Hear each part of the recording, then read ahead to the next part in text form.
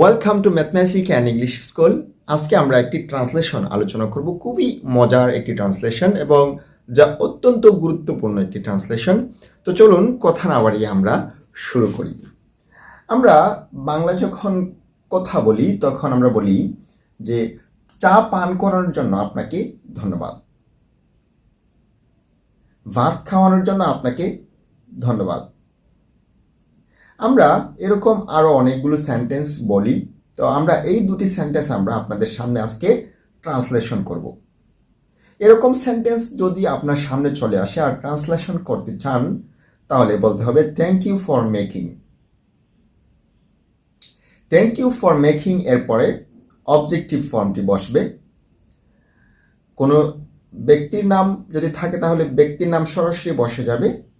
আর যদি ব্যক্তির নাম না হয়, যদি আমাকে হয় যে আমাকে চা পান করানোর জন্য আপনাকে ধন্যবাদ, তাহলে অবজেক্টিভ ফর্ম আই এর অবজেক্টিভ ফর্ম মি বসাতে হবে।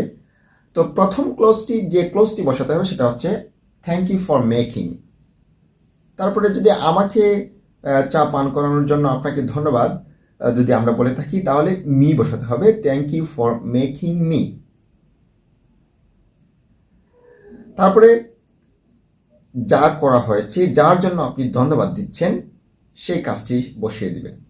তাহলে ফুল সেন্টেন্সটি হচ্ছে thank you for making me take a cup of tea, অর্থাৎ এক কাপ চা পান করানোর জন্য আপনাকে ধন্যবাদ। এর ইংলিশটি হবে thank you for making me take a cup of tea. একইভাবে আপনি যদি ট্রান্সলেশন করতে চান আমাকে ভাত খাওয়ানোর জন্য আপনাকে ধন্যবাদ, এখানে যদি আমাকে নাও থাকে তাহলে কিন্তু আমরা আমাকে নিয়ে আসতে পারি, মি শব্দটি নিয়ে আসতে পারি। ভাত খাওয়ানোর জন্য আপনাকে ধন্যবাদ এর ইংলিশটি হবে thank you for making me have, অথবা মেকিং মি ইট রাইস।